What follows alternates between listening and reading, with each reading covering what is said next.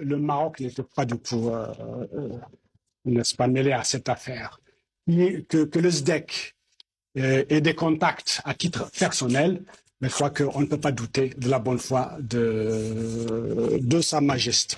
Le prince héritier Hassan II a transmis au roi Mohammed V ma crainte lorsqu'ils ont décidé que nous partions ensemble dans le même dans avion, le même avion que le roi. Je les ai mis en garde. Je n'étais pas d'accord, je les ai mis en garde contre les risques courait le roi Mohammed V. Vous aviez-vous suggéré de prendre un deuxième avion, de ne pas voyager en même Absolument, c'est moi qui ai suggéré. Oui. Et bon, et puis il y avait aussi, je devais faire venir un bateau d'armement des États-Unis au Maroc, et c'est le prince héritier Moulay Hassan auquel je me suis adressé qui m'a dit je vous donne la licence, je vous autorise à faire ça. Vous étiez dans cet avion. Vous faisiez partie des 5 dirigeants du FLN détournés vers Alger ce 22 octobre 1956. Est-ce que vous pouvez nous rappeler d'abord le contexte? Pourquoi est-ce que vous vous rendiez de Rabat à Tunis ce jour-là? Eh bien, le but, c'était un but politique. L'idée, c'est d'aller à une conférence, conférence maghrébine avec des Marocains et les Tunisiens, qui permettent de modifier l'équation politique. Fini le tête-à-tête Algérie-France. Il fallait absolument que le problème devienne d'abord essentiellement un problème maghrébin, ce qui nous permet d'avoir un rapport de force. Donc l'enjeu était très important. Donc. Voilà, donc la conférence du Maghreb pouvait ouvrir la voie à... Voilà, c'est la raison pour laquelle vous avez pris cet avion ce jour-là. Alors la thèse de M. Haikal repose sur le fait que le roi Mohammed V devait vous conduire à Tunis à bord de son propre avion et que ce serait le prince Moulay Hassan, Hassan II qui fut après Hassan II, qui a fait en sorte que vous preniez un autre avion, celui qui a été détourné. Vous savez que l'armée n'avait pas besoin de complicité. Depuis le 1er novembre, l'armée cherchait à décapiter la direction du FLN pour désagréger les structures qui combattent en Algérie. Le SDEC était sur place. Il n'avait pas besoin de complicité. Le SDEC était sur place aussi à Tunis, il était sur place au Caire. C'est là-bas qu'ils ont essayé de décapiter le bureau du Maghreb.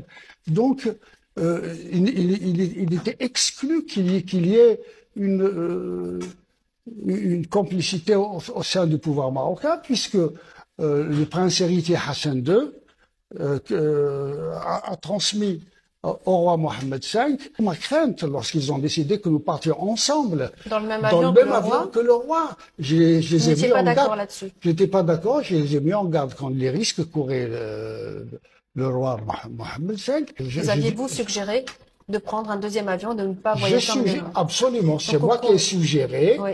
Et bon, il est évident que la responsabilité incombe au SDEC d'ailleurs. Les préparatifs de l'enlèvement sont assez parlants. Alors justement, on y revient. Au cours de ce vol, donc le DC-3 d'Air Maroc atterrit à Alger au lieu d'atterrir à Tunis, ce qui est une surprise. Et puis là, c'est l'armée qui vous attend et qui vous arrête. Les 5 donc dirigeants du FLN qui se trouvaient à bord de cet avion. Quel était l'objectif principal de la France en réalisant cette opération? Ne parlons pas de la France, l'objectif de l'armée, parce qu'en fait, c'est l'armée qui avait, je dirais, le monopole d'en finir avec la révolution algérienne. Donc, ils ont de tout temps essayé, d'un côté, de faire des offensives dans les montagnes, mais en même temps, d'en finir avec la direction extérieure. Et en vous arrêtant, en nous arrêtant, ça pouvait désagréger totalement l'organisation intérieure. C'était décapiter un peu la tête, enfin décapiter le FLN à ce moment-là. Voilà. Alors nous avons retrouvé une émission, Les Dossiers de l'écran, à laquelle vous avez participé. C'était en 1982 sur la 2e chaîne française. Regardons ensemble un court extrait de l'intervention de Max Lejeune, qui était en 56 secrétaire d'État français aux forces armées. Il s'agissait de quoi? Il s'agissait de l'interception d'un avion Interception qui était demandée par le général commandant en chef en Algérie et par le général commandant la région aérienne de Nord d'Afrique. Hein, Frandon. Il fallait une réponse tout de suite. J'étais secrétaire d'État à la guerre, chargé de suivre les opérations militaires en Algérie. Comme j'ai dit au président de la République, quand il m'a dit « Expliquez-vous, monsieur le secrétaire d'État », je lui ai dit « Monsieur le Président, vous m'avez choisi comme ministre chargé de faire ce que j'appelle moi la guerre en Algérie, car c'est une guerre, c'est pas une opération de maintien de l'ordre. J'envoie tous les jours des soldats du contingent en Algérie. Je vais derrière eux sur les théâtres d'opération. Je les décore de la médaille militaire en votre nom quand ils sont sur une civière étendue, inerte. Et vous auriez accepté que je laisse, moi, passer cet avion alors que les militaires en réclamaient l'arraisonnement. Je dis que n'importe quel ministre n'aurait pas pu donner un autre ordre que celui que j'ai donné. Il ne pouvait que couvrir les militaires. Alors, regardons aussi toujours dans ces dossiers de l'écran le journaliste écrivain Raymond Tournoux. Le général Frandon, commandant la 5e région aérienne, qui a joué un rôle capital, beaucoup plus que l'armée de terre dans cette affaire, qui nous avons pensé porter un coup terrible à la rébellion.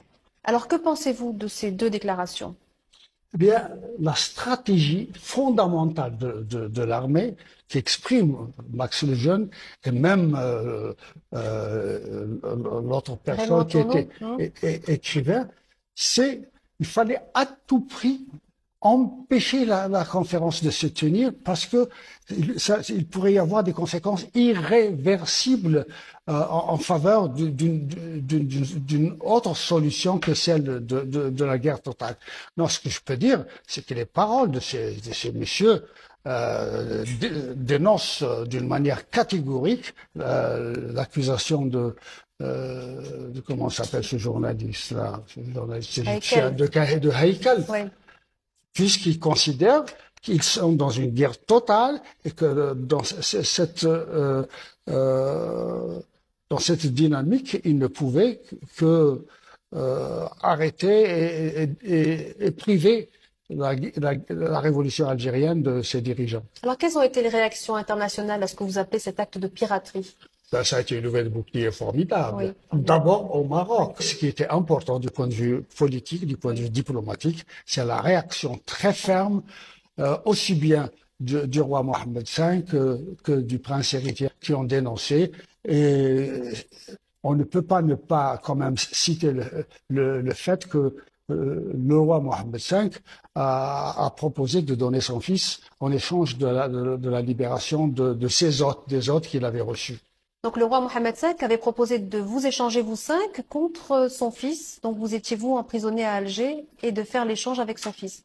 Ah, tout à fait, mais je crois que ce qui est important, la déclaration très forte du roi a eu quand même un retentissement formidable du point de vue de l'opinion et surtout du point de vue de la façon dont les Américains et les autres conçoivent. Parce que de tout temps, ils ont protesté contre la solution guerrière du problème algérien. Alors voilà. Sur l'impact international, on va regarder justement ce que dit Christian Pineau, le ministre français des Affaires étrangères de l'époque. Qu'est-ce qu'il y avait de si grave dans cette opération? Il y avait d'abord un acte qu'aucun chef d'État français ne pouvait accepter à l'égard du sultan du Maroc. Vous étiez, enfin les hôtes du sultan du Maroc. Il vous avait prêté un avion pour vous transporter dans un endroit déterminé. Nous ne pouvions pas, sans son consentement, à moins que vous ne violiez des lois internationales ou que vous ne couriez le risque de passer à proximité des côtes algériennes, nous ne pouvions rien faire sans son consentement et le roi du Maroc ne nous a jamais pardonné cet acte, c'est incontestable. La Tunisie non plus. Nous avons donc perdu de ce côté-là un certain nombre d'espoirs et nous avons mécontenté l'opinion internationale. J'ai eu des conversations nombreuses avec les Américains qui étaient absolument hors d'eux lorsque cet événement s'est passé et je dis qu'il a fortement contribué à l'attitude des Américains lors de l'affaire de Suez. Dans ce fameux DC-3 détourné, vous avez longuement parlé avec une journaliste, Ève Paré-Deschamps. Vous vous souvenez de ce que vous lui avez dit?